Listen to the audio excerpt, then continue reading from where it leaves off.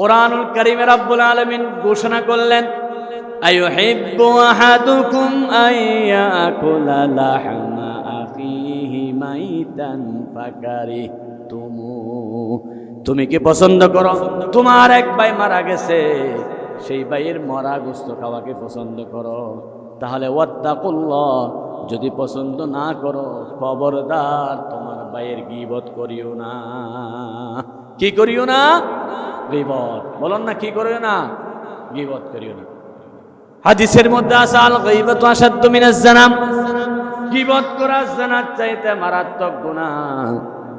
রাসূল করিম সাল্লাল্লাহু আলাইহি ওয়াসাল্লাম জিজ্ঞাসা করলেন, তোমরা কি জানো গীবত কি জিনিস? সাহাবা একরাম বলেন, আল্লাহু ওয়া রাসূলুহু আ'লাম, আল্লাহ এবং রাসূল ভালো জানেন।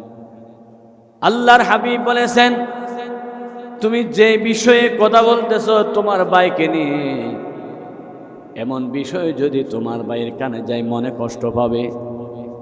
ইন কানা কিফি আখিহি ফাকাদ ইগতাবতা ওয়া ইন লাম তাকুন ফি আখি ফাকাদ বাহাত্তা।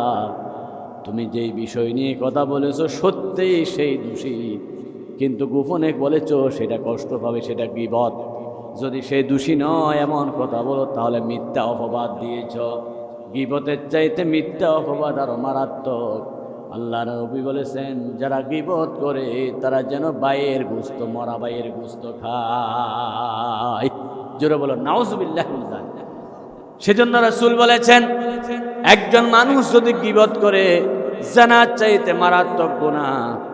কারণ আমাদের সমাজের কোনো মানুষ যখন জানা করে, জানা করার পরে তাকে সবাই সালাম দেয়, শ্রদ্ধা করে, নাকি ঘৃণা করে? বলেন না, সবাই ঘৃণা করে। গীবত জানার চাইতে গুনাহ কেমনে হলো? হাদিসের ব্যাখ্যা তানজিমুল আশতাত মধ্যে লেখা আছে, মানুষ যখন জেনা করে নিজে বুঝা আমি আসল অপরাধ করেছি, সে তওবা করতে চায়, একদিন না একদিন অনুশোচনা করে। কিন্তু গীবত করার পর অনুশোচনা নাই, কারণ সে গুনাহ মনে করে না। সে মনে করতেছে আমি সত্য কথা বলছি, আমি মিথ্যা বলছি নি। জেনার পরে তওবা করার নিয়ত থাকে, আমি ক্ষমা চাইব, মাফ চাইব, কিন্তু গীবতের পরে তওবার নিয়ত থাকে না। সেই জন্য গীবত জানার চাইতে মারাত্মক গুনাহ। কোরআনুল কারীমের সূরাতুত তাওবার ৩৬ নম্বর আয়াত থেকে আমরা আলোচনা শুরু করেছিলাম মুহররমের প্রথম জুমা থেকে। সেই আয়াতেই আমরা আবার চলে যাচ্ছি ধারাবাহিক আলোচনায়। আল্লাহ রাব্বুল আলামিন সূরাতুত তাওবার ৩৬ নম্বর আয়াতে ঘোষণা করলেন, বিসমিল্লাহির রহমানির রহিম, ইন্না ইদ্দাতাশ শুহুরি ইনদাল্লাহি ইসনা আশারা শাহরান ফি কিতাবিল্লাহ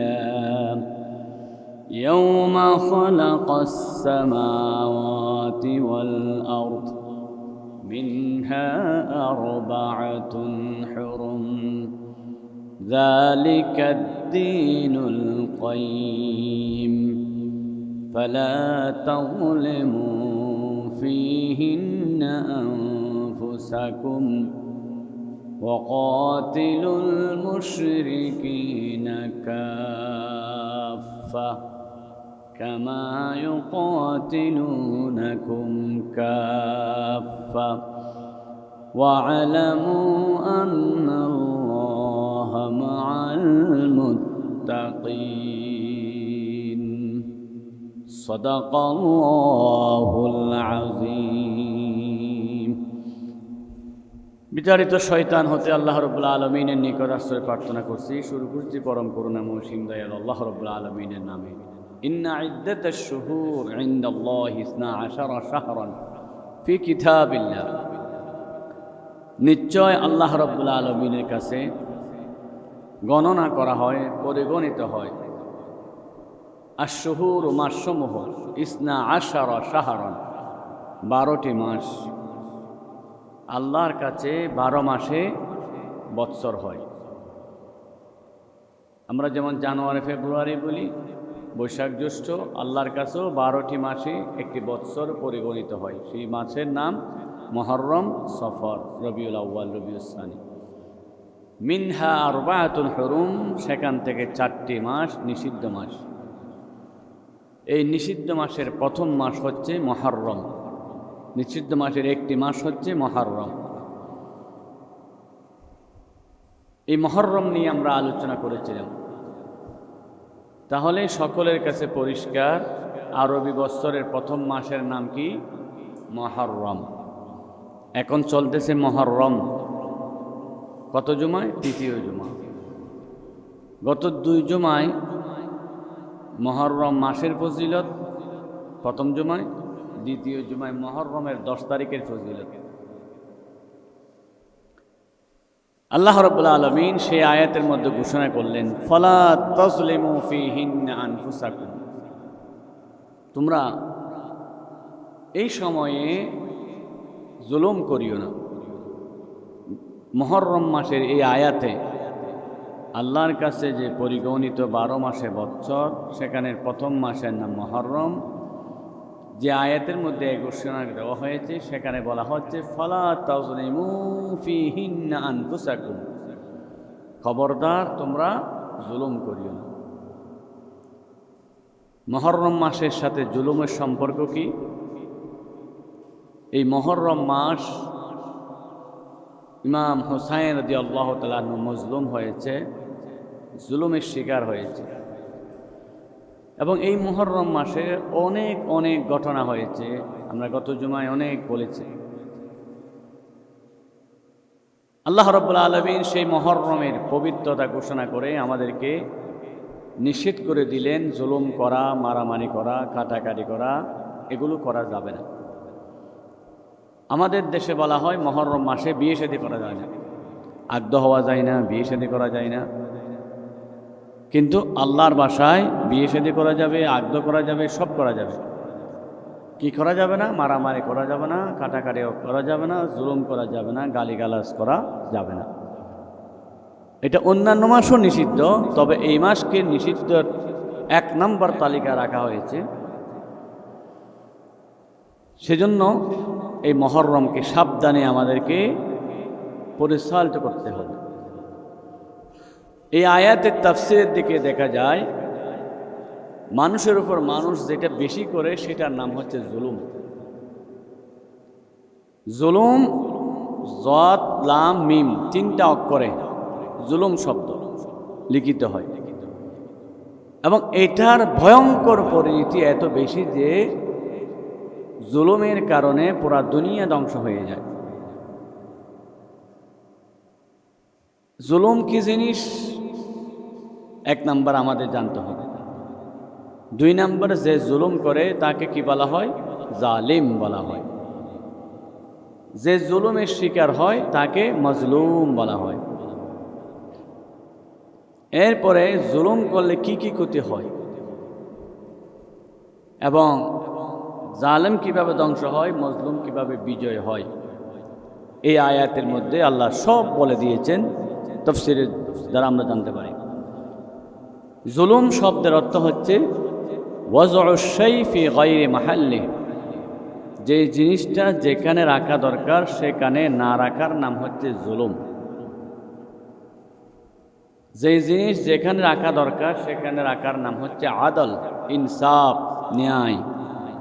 যেমন টুপি মাথায় দেওয়া দরকার, এটা মাথায় দিলে আদল হয়। টুপিটা যদি পায়ে দেয় এটা জুলুম হয়। যেটা যেখানে রাখা দরকার সেখানে রাখতে হবে। মা বাপকে সম্মানের জায়গা রাখতে হবে, সেই মা বাপকে যখন অত্যাচার করা হয় সেটা জুলুম হয়। সন্তানকে কোরআনের নিয়ম অনুযায়ী সম্পদের ভাগ দিতে হবে, মা বাপ উচিত। কোনো মা বাপ যদি এক সন্তানকে বেশি জায়গা দেয় আরেক সন্তানকে কম দেয়, এটা হচ্ছে জুলুম করা, কারণ এটা অন্যায়ভাবে এই কাজ করা হয়েছে। তাহলে আমরা সহজভাবে বুঝতে পারলাম যে জিনিস যেখানে রাখা দরকার সেখানে রাখার নাম ইনসাফ, ন্যায়, আদল।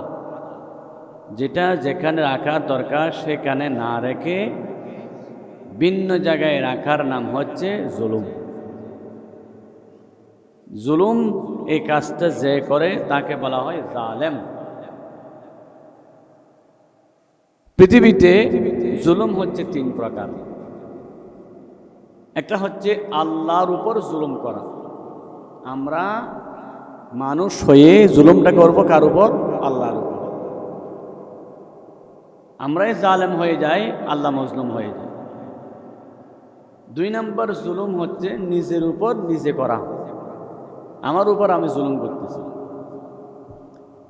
3 নম্বর জুলুম হচ্ছে মানুষ আল্লাহর সৃষ্টি জগতের উপর করা।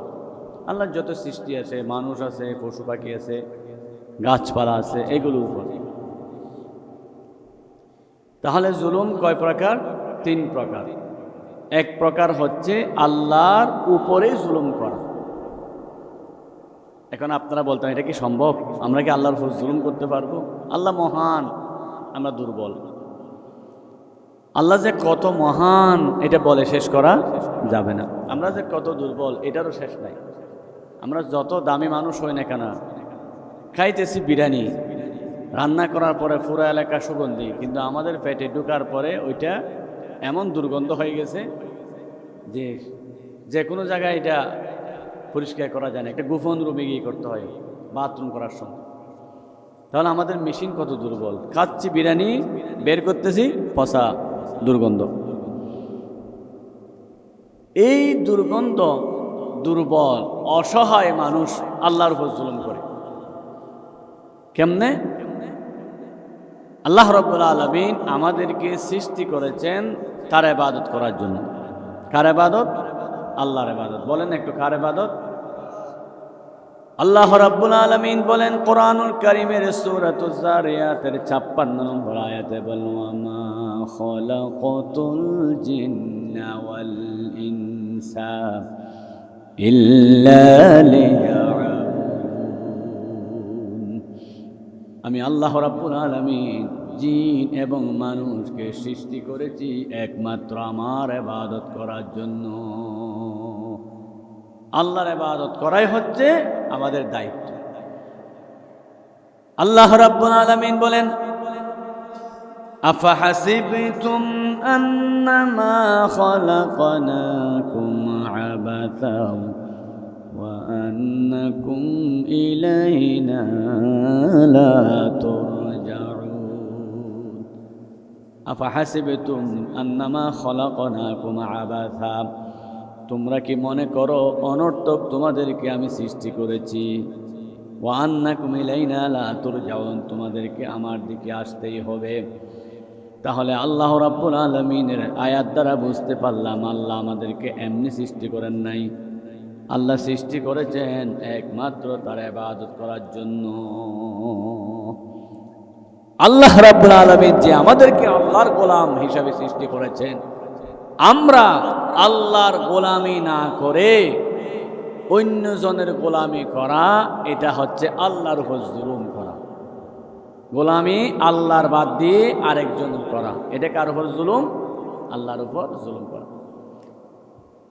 সূরা বাকারাতে রব্বুল আলামিন এই কথা বললেন, মুসা আলাইহিস সালাতু ওয়াস সালামের যুগের উম্মতরা যখন গরু পূজা করলেন। কি পূজা? গরু। আল্লাহ রাব্বুল আলামিন মুসা নবীকে বলেন, ইয়া কওমি ইন্নাকুম যালামতুম আনফুসাকুম বিত্তিখাযিকুমুল ইজল। হে আমার জাতি, তোমরা আল্লাহর উপর জুলুম করেছো। ইন্নাকুম যালামতুম আনফুসাকুম, নিজেদের উপর জুলুম করেছো, আল্লাহর উপর জুলুম করেছো। বিত্তিখাযিকুমুল ইজলা, তোমরা গরুকে খোদা মনে করেছো, আল্লাহকে বাদ দিয়েছো। এটাই হচ্ছে তোমরা বড় জুলুম করেছ। খোদাকে, আল্লাহ আমাদের সৃষ্টিকর্তাকে, সবাই বলি সৃষ্টিকর্তাকে, সকল ক্ষমতার মালিক, রিজিকদাতা, বিধানদাতা সব আল্লাহ।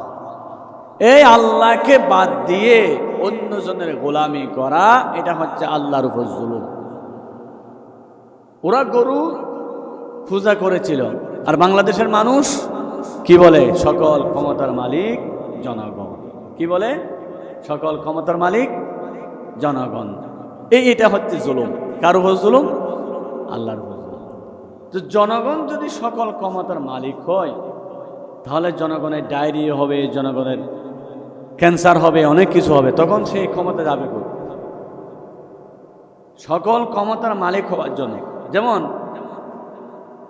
একজন মানুষ যদি সব ক্ষমতার মালিক হচ্ছে, ওনাকে সবসময় থাকতে হবে। উনি যতক্ষণ থাকবে না ততক্ষণ তো ওনার পাওয়ার সেখানে চলবে না। ওনাকে এমন একটা পাওয়ারফুল হতে হবে, সারাক্ষণ ওনাকে বসে থাকতে হবে। সারাক্ষণ বসে না থাকলে একটু যদি এদিক সেদিক যাই, তখনও চুরি হওয়া, ডাকাতি হওয়ার সম্ভাবনা আছে কি নেই? নাই ভাই, অবশ্যই আছে না? যেমন আমার হাতে এই বোতলটা সারাক্ষণ আমাকে রাখলে, আমার হাত থাকলে বোতলটার উপর আমার ক্ষমতা চলবে। কিন্তু আমি যখন একটু ঘুমায় গেলাম, বোতলটা হাত থেকে পড়ে গেল না, তো তখন বোতলটার উপর আমার ক্ষমতা আছে? নাই। তাহলে এমন একজন লোককে ক্ষমতার মালিক করতে হবে যে কোনোখানে ঘুমাবে না, সারাক্ষণ জাগন থাকবে। কারণ তাকে সবাইকে সবসময় সেবা দিতে হবে। ওনার মোবাইল বন্ধ থাকতে পারবে না, বিজি থাকতে পারবে না, সব সময় সেবা দিতে প্রস্তুত থাকতে হবে।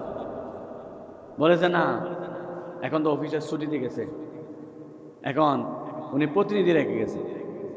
কিন্তু যে অফিসার ছুটিতে যায়, যে অফিসার রেস্টে যায়, যে অফিসার ব্যায়ামে যায়, এই অফিসারের চাইতে যে অফিসার সারাক্ষণ কোনো কাজ না করে শুধু সেবা দিতে থাকে, ওইটাই সেরা হবে না? আল্লাহ রাব্বুল আলামিন এটাই বলেন, আল্লাহু লা ইলাহা ইল্লা হুয়াল হাইয়ুল কাইয়্যুম লা তাখুযুহু সিনাতুন ওয়ালা নাওম। আল্লাহু আকবার। সকল ক্ষমতার মালিক তো সেই আল্লাহ যে এক সেকেন্ডের জন্য ঘুমায় না, তন্দ্রা নাই, নিদ্রা নাই, কিচ্ছু নাই, সারাক্ষণ সার্ভিস দিচ্ছে। মুসা আলাইহিস সালাম জিজ্ঞাসা করলেন, আল্লাহ তুমি না ঘুমায় কেমনে পারো? তুমি কি ঘুমাও না? আমার তো বিশ্বাস হয় না। আল্লাহ বলতেছেন, বিশ্বাস হয় না? একটা গ্লাস নিয়ে তোর পাহাড়ে আসো। তোর পাহাড়ে আসার পরে কিছুক্ষণ যখন মুসা গ্লাস নিয়ে দর রইলেন, ঘুম যখন আসলো, হাত থেকে গ্লাস পড়ে ভেঙে চুরমার হয়ে গেল। আল্লাহ বলেন, আমি যদি ঘুমাই তাহলে পুরো দুনিয়া তো শেষ হয়ে যাবে। পুরা দুনিয়া, আটলান্টিক মহাসমুদ্র পুরা ওই শুকনা জায়গার উপর উঠে সব ভিজিয়ে ফেলবে, সবগুলো ধ্বংস করে ফেলবে। সুতরাং আল্লাহর ঘুম নাই। সকল ক্ষমতার মালিক তো ওনার হতে পারে যে এক সেকেন্ডের জন্য ঘুমায় না, যে এক সেকেন্ডের জন্য তন্দ্রা নাই, নিদ্রা নাই, কিছু নাই, সে হচ্ছে সকল ক্ষমতার আল্লাহ রাব্বুল আলামিন। সেটাই বলেন, আন্নাল কুওয়াতা লিল্লাহি জামিআন ওয়া আন্নাল্লাহা শাদীদুল আযাব। সকল ক্ষমতার মালিক একজন, তিনি হচ্ছেন কে? আরো জোরে বলুন আল্লাহ, জোরে বলুন আল্লাহ। ইন্নাল্লাহা আলা কুল্লি শাইইন কাদির। আল্লাহ হচ্ছে সকল ক্ষমতার মালিক।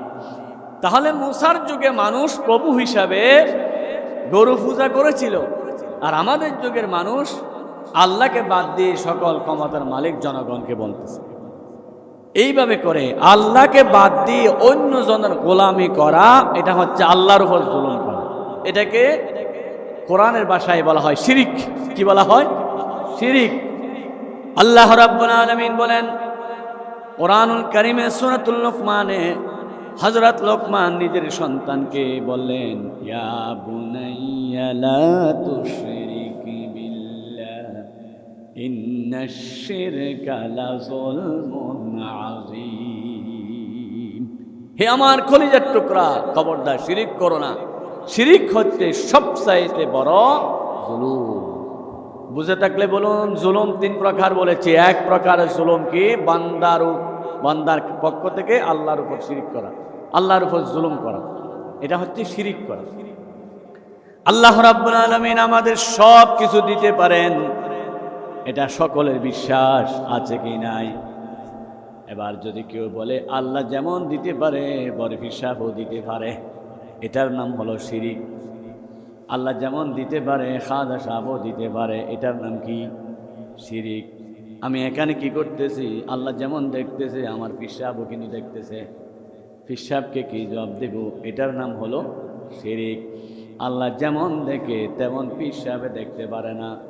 পিসাবে দেখতে পারে সামনে, আমার আল্লাহ সামনে পিছনে অতীতে বর্তমানে ভবিষ্যতে সব সময় যিনি দেখেন তার নাম হলো আল্লাহ। লা জিদ্দা ওয়ালা নিদ্দা ওয়ালা হাদ্দানি মাওলা আল্লাহ না কামা কানা ওয়ালাম ইয়ালকা জাওয়ালা। আল্লাহ আগেও ছিল, এখনো আছে, ভবিষ্যতেও থাকবে। আল্লাহর কোনো সমকক্ষ কেউ নাই। সেজন্য বান্দা আল্লাহর উপর জুলুম করে কখন? আল্লাহর সাথে যখন শিরিক করে, এটা হচ্ছে আল্লাহর উপর বড় জুলুম করা। আল্লাহ রাব্বুল আলামিন বলেন, আল্লাযীনা আমানু ওয়া লাম ইয়ালবিসু ঈমানাহুম বিযুলম উলাইকা লাহুমুল আমনু ওয়া হুম মুহতাদুন।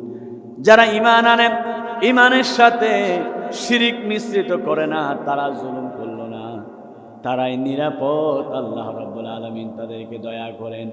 সুতরাং যারা শিরিক করে তারা আল্লাহর উপর কি করে? জুলুম করে। আল্লাহ রাব্বুল আলামিন বলেন, লা ইন আশরাকতা লা ইয়াহবাতান্না আমালুক। তুমি যদি শিরিক করো তোমার সব আমল ধ্বংস করে দিবেন কে? সব ধ্বংস করে দিবেন।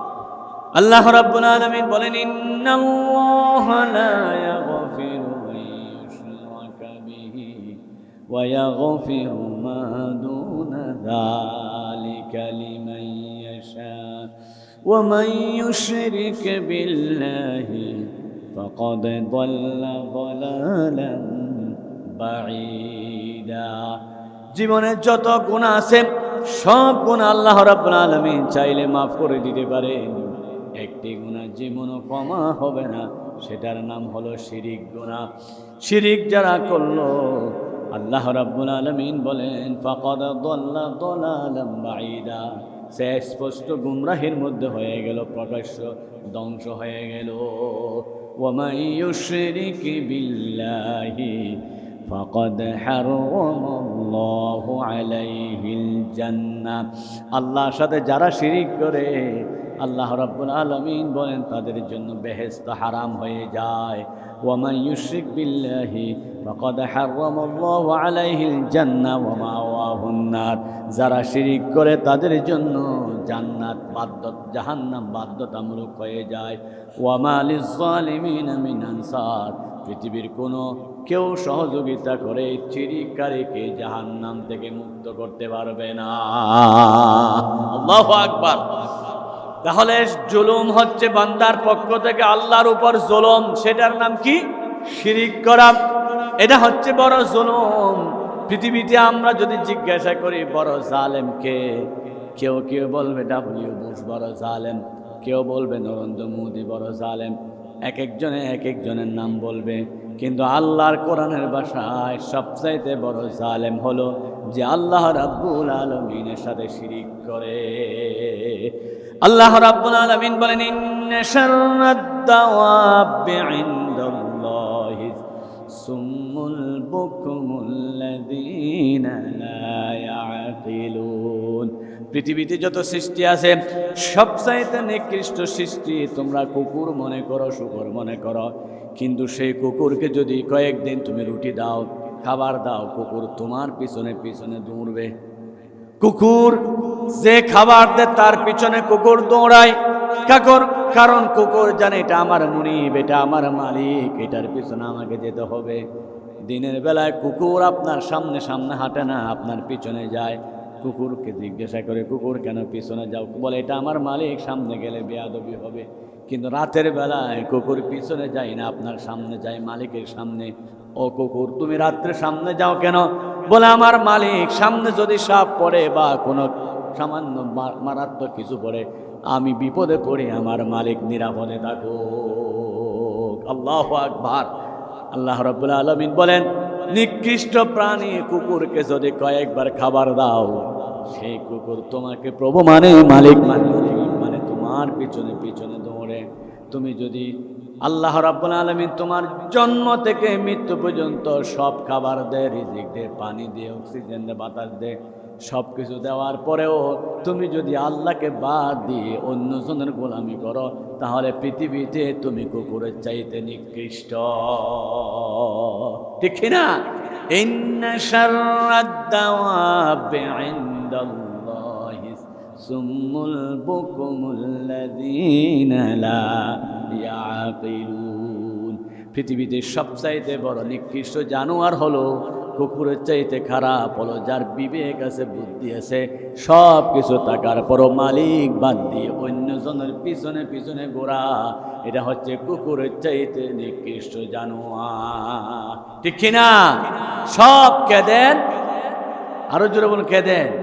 মোদের যখন যা প্রয়োজন তাই করো দান, খোদা তুমি মেহেরবান। তোমার মতো নাই দরদি, নাই রে দয়াবান, খোদা তুমি মেহেরবান। জুলুম হলো 3 প্রকার। বান্দার পক্ষ থেকে আল্লাহর উপর জুলুম, এটা কি নাম? শিরিক। এটা হচ্ছে মারাত্মক জুলুম। 2 নাম্বার জুলুম হলো নিজের উপর নিজে জুলুম করা। নিজের উপর নিজে কেমনে জুলুম করে?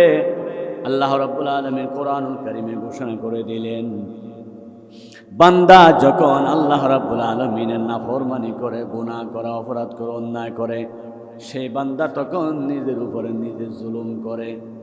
পৃথিবীর ইতিহাসে প্রথম মানব আদম আলাইহিস সালাতু ওয়াস সালাম, আদম আলাইহিস সালাতু ওয়াস সালামকে আল্লাহ রাব্বুল আলামিন বলেছিলেন, লা তাকরাবা হাযিহিশ শাজারা, তুমি এই গাছের কাছে যেও না। আদম আলাইহিস সালাতু ওয়াস সালাম শেষ পর্যন্ত ওই গাছের কাছে গেলেন, আল্লাহ রাব্বুল আলামিনের নিষেধাজ্ঞা একটু অমান্য করলেন। এটা গুনাহ নয়, আল্লাহর একটা পরিকল্পনা ছিল। তারপরও আল্লাহ রাব্বুল আলামিনের অমান্য করার কারণে আদম আলাইহিস সালাতু ওয়াস সালাম নিজেকে বলতেছেন, রব্বানা যালামনা আনফুসানা ওয়া ইল্লাম তাগফির লানা ওয়া তারহামনা লানাকুনান্না মিনাল খাসিরিন। রব্বানা যালামনা আনফুসানা, হে আমাদের রব, আমি আমার উপরে জুলুম করেছি, অত্যাচার করেছি, আমি আমার উপরে জুলুম করেছি। ওয়া ইল্লাম তাগফির লানা, তুমি যদি ক্ষমা না করো, ওয়া তারহামনা, যদি দয়া না করো, লানাকুনান্না মিনাল খাসিরিন, আমি ধ্বংস হয়ে যাব। আদম আলাইহিস সালাতু ওয়াস সালাম এই আয়াতটা হাজার হাজার বার নয়, লক্ষ লক্ষ বার পড়েছিলেন। 360 বছর এই আয়াত দিয়ে আল্লাহর কাছে তওবা করেছিলেন। এই আয়াতের মাধ্যমে জানিয়ে দিলেন, আদম বলতেছে আমি আমার উপর জুলুম করেছি। বান্দা যখন নাকি আল্লাহর নাফরমানি করে, গুনাহ করে, তখন বান্দা নিজের উপরে নিজে জুলুম করে। ঠিক না? কারণ আমরা যখন, আমাদেরকে আল্লাহ সৃষ্টি করেছেন আল্লাহর গোলামি করার জন্য, আল্লাহর ইবাদত করার জন্য। আচ্ছা বলুন সবাই, আমরা আল্লাহর গোলামি করলে, নামাজ পড়লে, আল্লাহকে সিজদা দিলে কে খুশি হয়? সবার বিশ্বাস হচ্ছে না মনে হয়। আল্লাহকে সিজদা দিলে কে খুশি হয়? আর সিজদা না দিলে কে খুশি হয়? শয়তান খুশি হয়। আল্লাহকে যদি সিজদা দিই আল্লাহ খুশি হয়, আর সিজদা না দিলে শয়তান খুশি হয়। কারণ শয়তান চাইতেছে আমরা আল্লাহকে সিজদা দিই। শয়তান চ্যালেঞ্জ করেছিল যে এই আদম সন্তানের কারণে, আদমের কারণে আমাকে আজকে শয়তান হতে হলো, আমি নিশ্চয় ওদেরকে ডানে বামে সামনে পিছন থেকে ধোঁকা দিয়ে আমি তাদেরকে সিজদা দিতে দেব না, তাদেরকে ভালো কাজ করতে দেব না। তাহলে আবার বলুন, আমরা সিজদা দিলে আল্লাহ খুশি হয়, সিজদা না দিলে শয়তান খুশি হয়। এখানে যত মানুষ আছি, স্বাভাবিকভাবে আমরা আল্লাহকে খুশি করতে চাই নাকি শয়তানকে খুশি করতে চাই? কয়েকজনে বলে নাই আর কি, বাকিরা তো বলতেছে। যারা বলতেছেন তারা আল্লাহকে খুশি করতে চায়, যারা বলে নাই তারা চিন্তা করে 2 দিন পরে বলবে ইনশাআল্লাহ, হয়তো আগামী শুক্রবার আসলে বলবে। আমরা সবাই আল্লাহকে খুশি করতে চাই নাকি শয়তানকে খুশি করতে চাই? আল্লাহকে যদি খুশি করতে চাই, সিজদা দেওয়া দরকার আছে কি নাই? অবশ্যই। তো যারা সিজদা দিচ্ছি না তারা কাকে শয়তান খুশি করতেছি? এবার আমাদের মসজিদে নাই, বিভিন্ন মসজিদে আছে সপ্তাহে একবার জুমার নামাজ পড়ে। আমাদের মসজিদ সবাই তো ফজর নামাজও পড়ছে। আজকে মনে হয় ফজর নামাজও 3 তলা পর্যন্ত জাম ছিল, আলহামদুলিল্লাহ। জোহরের সময় জাম থাকবে ইনশাআল্লাহ, আসরও থাকবে, মাগরিবও থাকবে। বিভিন্ন মসজিদ দেখা যায় ফজরের মধ্যে 10 জন 20 জন মুসল্লি, আসরের মধ্যে 10 জন 20 জন, কিন্তু জুমার দিন ফুল থাকে, আমাদের মসজিদে না। তো যে সমস্ত মসজিদে জুমার দিন ফুল মুসল্লি, অন্যান্য দিন থাকে না, তারা কি করলো? অন্যান্য দিন মনে করেন সপ্তাহে 7 দিন, 7 দিনে 5 ওয়াক্ত করে নামাজ পড়লে কয় ওয়াক্ত হয়? 35 ওয়াক্ত। তাহলে 35 ওয়াক্ত নামাজের মধ্যে আমরা 1 ওয়াক্ত নামাজ, জুমার নামাজ আল্লাহকে খুশি করলাম, আর 34 ওয়াক্ত সরাসরি শয়তানকে খুশি করলাম, ঠিক কিনা? যারা সপ্তাহে 1 দিন নামাজ পড়ে, 1 ওয়াক্ত নামাজ পড়ে, তারা সপ্তাহে কয়দিন আল্লাহকে খুশি করে? 1 ওয়াক্ত শুধু। আর 34 ওয়াক্ত কাকে খুশি করে? শয়তানকে খুশি করে। এটাই আল্লাহ রাব্বুল আলামিন জানে। 1500 বছর আগে আল্লাহ রাব্বুল আলামিন সূরা ইয়াসিনে বলে দিলেন, ওয়া আনি'বুদুনি হাযা সিরাতুম মুস্তাকিম ইয়া বানি আদম আল্লা তা'বুদুশ শাইতান ইন্নাহু লাকুম আদুউম মুবিন ওয়া আনি'বুদুনি হাযা সিরাতুম মুস্তাকিম। মঙ্গলবারও নাই, বুধবারও নাই, বৃহস্পতিবারও নাই, জুমাবারে আছে, তাও কয় ওয়াক্ত? 1 ওয়াক্ত। তাহলে আমরা 35 ওয়াক্তের মধ্যে 1 ওয়াক্ত আল্লাহর গোলাম, 34 ওয়াক্ত শয়তানের গোলাম, ঠিক কিনা? সেজন্য আল্লাহ রাব্বুল আলামিন বলেন, খবরদার আমার গোলামি করো, শয়তানের গোলামি করো না। এবার সবাই বুঝে থাকলে বলুন, আল্লাহর গোলামি করতে চাইলে দিনে প্রত্যেক দিন কয়বার মসজিদে আসতে হবে? এখনো অনেকজনে নীরবে আসে, হুজুর চিন্তা করে বলবো, কিন্তু যারা বুদ্ধিমান তারা বলতেছে আল্লাহর গোলামি করতে গেলে দিনে কয়বার নামাজ পড়তে হবে, নাকি সপ্তাহে 1 বার? সেজন্য আল্লাহ রাব্বুল আলামিন বলেন, ওয়াল্লাযীনা ইযা ফাআলু ফাহিশাতান আও যালামু আনফুসাহুম যাকারুল্লাহা ফাস্তাগফারু লিযুনুবিহিম। বলে তুমি 34 ওয়াক্ত শয়তানের দোকায় পড়ে নামাজ পড়তে আসো নাই, 1 ওয়াক্ত নামাজ পড়তে আসো জুমার দিন। হুজুর থেকে শুনতেছো, আসলে তুমি সত্যি অন্যায় করেছো। তুমি তো আল্লাহর গোলাম, শনিবার আল্লাহর গোলাম ছিলা, শনিবারে ফজর আল্লাহর গোলাম ছিলা, কিন্তু গোলামি করো নাই। জোহর আল্লাহর গোলাম ছিলা, গোলামি করো নাই। আসর আল্লাহর গোলাম ছিলা, গোলামি করো নাই। মাগরিব আল্লাহর গোলাম ছিলা, গোলামি করো নাই। এশার সময় আল্লাহর গোলাম ছিল, গোলামি করো নাই। তুমি জুমার সময় এসে বুঝতে পারো আসলে আমি অন্যায় করেছি। সপ্তাহে 1 দিন অফিসে গেলে মাসিক স্যালারি মঞ্জুর হবে না রে বন্ধু। 8টা বাজে অফিস, আপনি স্ত্রীকে বলে রাখেন খবরদার আমাকে 7টায় ডেকে দিবা, কারণ 8টায় ফিঙ্গার দিতে হবে। 3 দিন যদি আমি ফিঙ্গার না দিই, এল দিই, তাহলে 1 দিনের বেতন কেটে যাবে। বন্ধুরে, অফিসের গুরুত্ব বুঝলা, 8টায় অফিসে অ্যাটেন্ড করলা, এরকম 1 বছর 2 বছর নয়, 60 বছর 8টায় অফিসে অ্যাটেন্ড করতে পারলা, কিন্তু আমার মালিকের জন্য ফজরের সময় আজান দিলে তুমি মসজিদে হাজির হতে পারলা না। তুমি কত বড় জালেম যে আল্লাহ সব দিচ্ছে, যে অফিসের প্রধান বেতন দিচ্ছে, সেই বেতনের জন্য 8টায় জাস্ট অফিসে ঢুকলা, দেরি করলা না, দেরি করলে এল ফলবে, ফিঙ্গার জাস্ট তোমার এখন ফিঙ্গার দিতে হচ্ছে।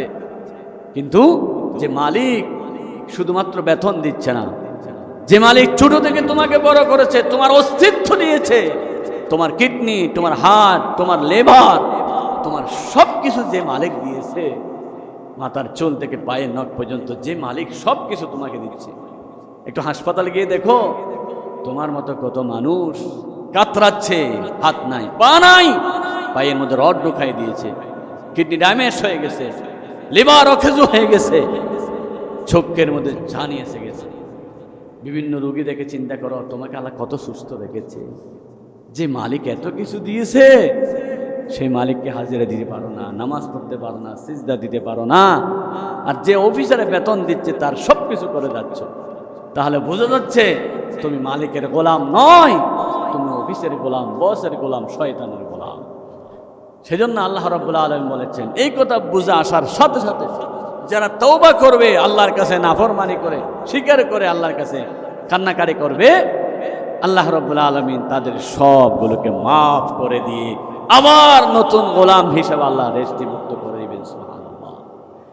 সেজন্য আল্লাহ রাব্বুল আলামিন বলেন, ওয়া মান ইয়ামাল সুআন আও ইয়াজলিম নাফসাহু সুম্মা ইয়াস্তাগফিরিল্লাহ ইয়াজিদিল্লাহ গফুরার রাহিমা।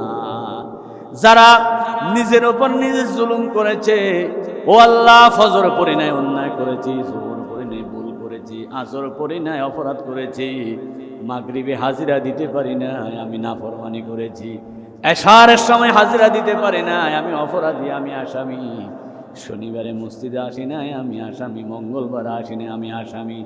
এইভাবে করে মাথা নিচু করে নিজের গুনার কথা, জুলুমের কথা স্বীকার করে যদি আল্লাহর কাছে তওবা করে, আল্লাহ রাব্বুল আলামিন বলেন তুমি জুলুম করেছিলেন নিজের উপর, তওবা করার পরে আমি রাব্বুল আলামিন তোমার গুনাহ মাফ করে দিয়েছি। সুবহানাল্লাহ। বান্দা তোমার গুনাহ যদি খাল নদী পরিমাণ হয়, আমি রাব্বুল আলামিনের রহমত সাগর পরিমাণ। সুবহানাল্লাহ। তোমার গুনাহ যদি বান্দা পাহাড় পরিমাণ হয়, আমি আল্লাহ রাব্বুল আলামিনের রহমত আকাশ পরিমাণ। তোমার গুনাহ যদি পানি পরিমাণ হয়, আমি আল্লাহ রাব্বুল আলামিন তার চাইতে কোটি গুণ বেশি রহমানকারী। কুল ইয়া ইবাদিয়াল্লাযীনা আসরাফু আলা আনফুসিহিম লা তাকনাতু মির রাহমাতিল্লাহ ইন্নাল্লাহা ইয়াগফিরুয-যুনুবা জামিআ ইন্নাহু হুয়াল গফুরুর রাহিম। বল আল্লাহু আকবার। নবী আপনি বলে দেন, হে আমার বান্দা, লা তাকনাতু মির রাহমাতিল্লাহ, আসরাফু আলা আনফুসিহিম, নিজের উপর নিজে জুলুম করেছো, অত্যাচার করেছো, অন্যায় করেছো, অপরাধ করেছো, গুনাহ করেছো, সাথে সাথে তওবা করো, হতাশ হইও না, আল্লাহর কাছে মাফ চাও, আল্লাহ রাব্বুল আলামিন অবশ্যই ক্ষমা করে দিবেন। সুবহানাল্লাহ। তাহলে জুলুম হলো তিন প্রকার। এক প্রকারের জুলুম হলো বান্দা জুলুম করে কার উপর? আল্লাহর উপর, সেটার নাম হলো শিরিক। দুই নাম্বার জুলুম হলো বান্দা জুলুম করে নিজের উপর নিজে, সেটার নাম হলো গুনাহ। যে কোনো গুনাহ করলে একটা শরীরের মধ্যে, কলবের মধ্যে দাগ পড়ে যায়, সেজন্য বান্দা যখন গুনাহ করে সেটা বান্দা নিজের উপরে নিজে জুলুম করে। তিন নাম্বার জুলুম হলো বান্দা জুলুম করে সৃষ্টিজীবীর উপর, আকাশের উপর জুলুম করে, নদীতে জুলুম করে, এলাকায় জুলুম করে, মানুষের উপর জুলুম করে। আল্লাহ রাব্বুল আলামিনের নবী বলেন, সবচাইতে বড় জালেমের মধ্যে একজন হলো যার হাত দিয়ে মানুষ কষ্ট পায়, যার মুখ দিয়ে মানুষ কষ্ট পায়, যার চাহানো দিয়ে মানুষ কষ্ট পায়, সে বড় জালেম। আল্লাহর হাবিব বলেন, মান সালিমাল মুসলিমু মিন লিসানিহি ওয়া ইয়াদিহি, যার হাতের মধ্যে মানুষ নিরাপদ, যার মুখ থেকে মানুষ নিরাপদ, সেই বড় মুসলমান। আল্লাহু আকবার।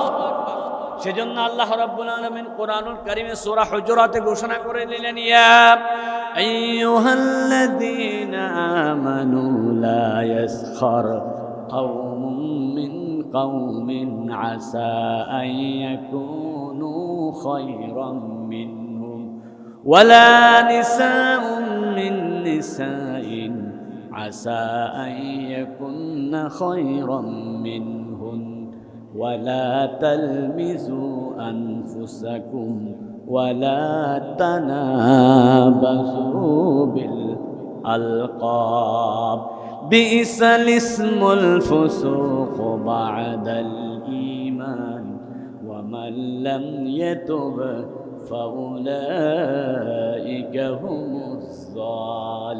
الظالمون الله أكبر ومن لم يتب فأولئك هم الظالمون। যারা তওবা করলো না তারা বড় জালেম। কোন কাছ থেকে? লা ইয়াসখার কওমুম মিন কওমিন, আল্লাহু আকবার। কোন জাতিকে ঠাট্টা করিও না, কোন ব্যক্তিকে ঠাট্টা করিও না, কোন ব্যক্তিকে তুচ্ছ তাচ্ছিল্য করিও না, কোন ব্যক্তিকে তুমি লজ্জা দিও না। আসা আইয়াকুনু খায়রাম মিনহুম, হয়তো সে তোমার থেকে অনেক ভালো মানুষ হতে পারে আল্লাহর দরবারে। আমলের দিক থেকে সে আল্লাহর কাছে অনেক প্রিয় হয়ে যেতে পারে।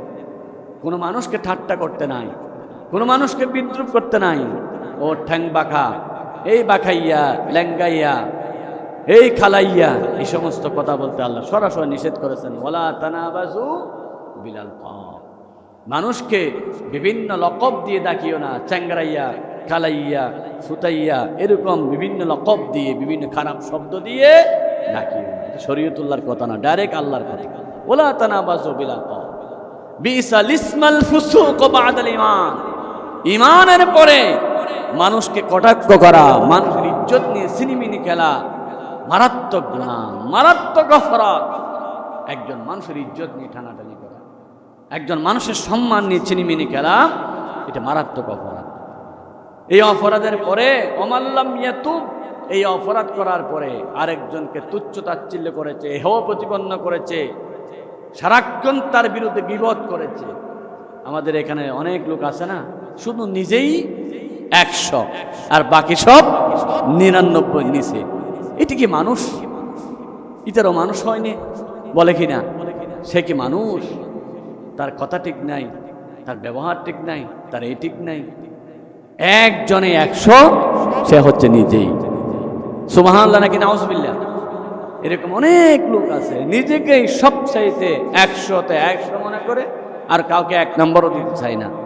ওরে খারাপ, ওরে খারাপ, ওরে খারাপ, ওরে খারাপ, সব ওর নাম, আর নিজেই সব কিছু। সেজন্য আল্লাহ রাব্বুল আলামিন কোরআন শরীফে ঘোষণা করে দিয়েছেন, ইজতানিবু কাসীরাম মিনাজ যান্নি ইন্না বা'দাজ যান্নি ইসমু ওয়ালা তাজাসসু। আল্লাহু আকবার। ইজতানিবু কাসীরাম মিনাজ যান্ন, মানুষের ইজ্জত নিয়ে টানাটানি করার আগে খবরদার মানুষকে খারাপ ধারণা করিও না, খারাপ ধারণা করিও না। মোবাইলে কথা বলতেছে, দূর থেকে বলে এই রে প্রেমে পড়ছে মনে হয়, আসলে সে অনেক গুরুত্বপূর্ণ কথার মধ্যে থাকতে পারে, পারে না। বোতল একটু রঙিন, পানি যখন খাইতেছে, মদ খাইতেছে, আসলে বোতলটা রঙিন, ভিতরে পানি কিন্তু রঙিন নয়, এরকম হতে পারে না। কথা বলতেছে একটা মহিলার সাথে, আরেক বন্ধু টিটকারি বলতেছে, ভাই মনে করছিলাম তুমি ভালো মানুষ, দেখি তুমি ওই লাইনে আছো। বলে যে এটা হচ্ছে আমার বোন, আমার বোনের পরীক্ষা কেমন হয়েছে জিজ্ঞাসা করতেছে, এরকম কথা বলতে পারে না। হাদিস, রাসূল করিম সাল্লাল্লাহু আলাইহি ওয়াসাল্লাম স্ত্রীর সাথে কথা বলেছেন ফজর নামাজের আগে। কিছু সাহাবী দেখে ফেললেন, রাসূল মসজিদে এসে বলতেছে, আমি যার সাথে একটু কথা বলেছি সে হচ্ছে তোমাদের আম্মা উম্মাহাতুল মুমিনিন, আমার স্ত্রী। সুবহানাল্লাহ, যাতে সন্দেহ করতে না পারে। সেজন্য রাসূল করিম সাল্লাল্লাহু আলাইহি ওয়াসাল্লাম বলেছেন, ইয়াকুমুজ যান্না ফাইন্নাজ যান্না আকযাবুল হাদিস। মানুষের উপর জুলুম করে অতিরিক্ত সন্দেহের মধ্য থেকে। স্বামী স্ত্রীকে সন্দেহ করে, স্ত্রী স্বামীকে সন্দেহ করে, সওদাগর দোকানে কর্মচারীকে সন্দেহ করে, কর্মচারী সওদাগরকে সন্দেহ করে, এরকম আছে কি নাই? সন্দেহের মধ্যে সারাক্ষণ চলে। ভাই ভাইকে সন্দেহ করে, বোন ভাইকে সন্দেহ করে, এত দেরি কেন বাহির থেকে আসতে, কোথায় গেছিলে? আমার মনে হচ্ছে তুমি কোনো কাজে একটু গেছিলে, এরকম। সেজন্য 1500 বছর আগে দয়াল নবী বলেছেন, সমাজের শান্তির জন্য 1 নম্বর সন্দেহ দূর করো।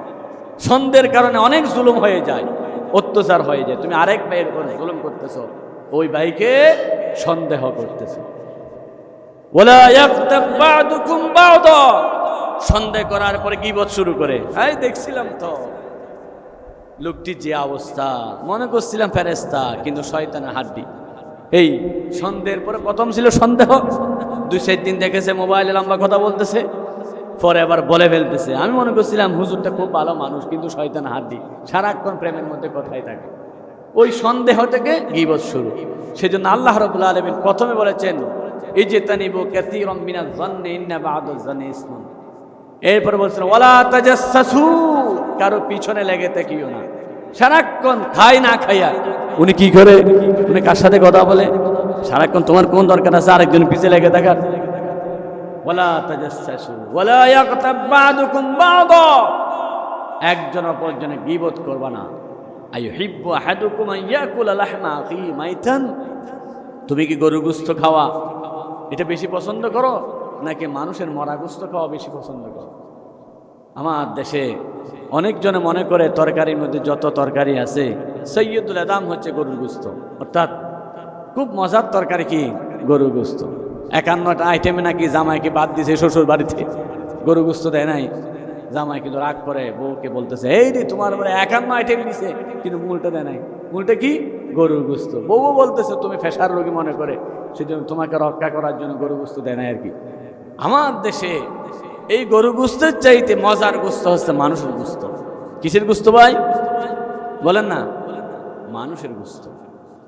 কোরআনুল কারীমে রব্বুল আলামিন ঘোষণা করলেন, আইয়ুহিব্বু আহাদুকুম আইয়াকুলা লাহমা আখিহি মাইতান ফাকারিহতুমু, তুমি কি পছন্দ করো তোমার এক ভাই মারা গেছে সেই ভাইয়ের মরা গোশত খাওয়াকে পছন্দ করো?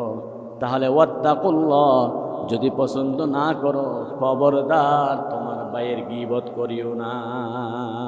কি করিও না? গীবত। বলুন না কি করিও না? গীবত করিও না। হাদিসের মধ্যে আছে আল গীবাতু আশাদ্দু মিনাজ যানা, গীবত করা জানার চাইতে মারাত্মক গুনাহ।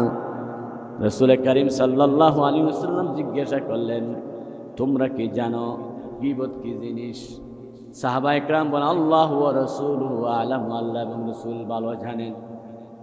আল্লাহর হাবিব বলেছেন, তুমি যে বিষয়ে কথা বলতেছো তোমার ভাইকে নিয়ে, এমন বিষয় যদি তোমার ভাইয়ের কানে যায় মনে কষ্ট পাবে। ইন কানা কিফি আখিহি ফাকাদ ইগতাবতা ওয়া ইন লাম তাকুন ফি আখিহি ফাকাদ বাহাত্তা, তুমি যেই বিষয় নিয়ে কথা বলেছো সত্যিই সেই দোষী, কিন্তু গোপনে বলেছো সেটা কষ্ট পাবে, সেটা গীবত। যদি সেই দোষী নয় এমন কথা বলো তাহলে মিথ্যা অপবাদ দিয়েছ। গীবতের চাইতে মিথ্যা অপবাদ আরো মারাত্মক। আল্লাহর নবী বলেছেন, যারা গীবত করে তারা যেন ভাইয়ের গোশত, মরা ভাইয়ের গোশত খায়। জোরে বলো নাউজুবিল্লাহ। সেজন্য রাসূল বলেছেন, একজন মানুষ যদি গীবত করে জানার চাইতে মারাত্মক গুনাহ।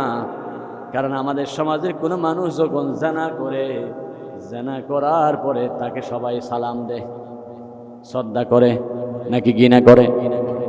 বলেন না সবাই ঘৃণা করে। গীবত জানার চাইতে গুনাহ কেমনে হলো? হাদিসের ব্যাখ্যা তানজিমুল আশতাত মধ্যে লেখা আছে, মানুষ যখন জেনা করে নিজে বুঝা আমি আসল অপরাধ করেছি, সে তওবা করতে চায়, একদিন না একদিন অনুশোচনা করে। কিন্তু গীবত করার পর অনুশোচনা নাই, কারণ সে গুনাহই মনে করে না। সে মনে করতেছে আমি সত্য কথা বলছি, আমি মিথ্যা বলছি নি। জেনার পরে তওবা করার নিয়ত থাকে, আমি ক্ষমা চাইব, মাফ চাইব, কিন্তু গীবতের পরে তওবার নিয়ত থাকে না। সেই জন্য গীবত জানার চাইতে মারাত্মক গুনাহ। 2 নাম্বার, গীবত করার পরে যদি হাজার তওবা করে, কোটি কোটি বার তওবা করে, গুনাহ কমা হবে না যতক্ষণ পর্যন্ত যার গীবত করেছে তার কাছ থেকে ক্ষমা না চায়। আল্লাহর কাছে লক্ষবার তাহাজ্জুদ নামাজ পড়লো, গুনাহ কমা হবে না। কারণ আল্লাহ বলে, এটা আমার হক নষ্ট করো না, তুমি ওই বান্দার হক নষ্ট করেছো, যার গীবত করেছো তার কাছে ক্ষমা চাইতে হবে। জিনা করলে আমি মাফ করতে পারি, আমি আল্লাহর হক নষ্ট করেছো, কিন্তু গীবত করলে আমি মাফ করব না। কারণ গীবত এটা কার হক নয়? আল্লাহর হক, বান্দার হক। সেজন্য আল্লাহ রাব্বুল আলামিন বলেন, ওয়ামান লাম ইয়াতুব ফাউলাইকা হুমুজ জালিমুন। সবচাইতে বড় জালেম যে মানুষকে কষ্ট দেয়, মানুষকে ঘৃণা করে, মানুষকে কটাক্ষ করে, মানুষকে বিভিন্ন বিশ্রী নামে ডাকে, মানুষকে মানুষে মনে করে না, তুচ্ছ তাচ্ছিল্য করে, মানুষের মনে আঘাত দেয়, মানুষের পিছনে পিছনে লাগে থাকে, মানুষের গীবত করে, মানুষের ইজ্জত সম্মান নিয়ে টানাটানি করে, সেই হচ্ছে বড় জালেম। কথা কার? বলেন না কার কথা? আল্লাহর কথা। মানুষের ইজ্জত এত দাম আল্লাহর কাছে। রাসূল করিম সাল্লাল্লাহু আলাইহি ওয়াসাল্লাম বলেছেন, এক একজন মানুষের ইজ্জত পুরা পৃথিবীর চাইতে বেশি আল্লাহর কাছে। একজন মানুষের ইজ্জত নষ্ট হবে, আল্লাহ এটা সহ্য করে না। তোমার মন চাইলে তুমি কাবা শরীফ ভেঙে ফেলো, এটা যত বড় গুনাহ, তার চাইতে বড় গুনাহ হচ্ছে মানুষের অন্তর ভাঙা। কারণ কাবা নির্মাণ করেছেন জাতির পিতা ইব্রাহিম, আর মানুষের অন্তর নির্মাণ করেছেন স্বয়ং আল্লাহ রাব্বুল আলামিন। সেজন্য মানুষের মন ভাঙা এটা বড় জুলুম, এর চেয়ে বড় জুলুম আর কিছু হতে পারে না। সেই জুলুমটা মা বাপ সন্তানের উপর করে, সেই জুলুমটা আইইউবি মিডিয়া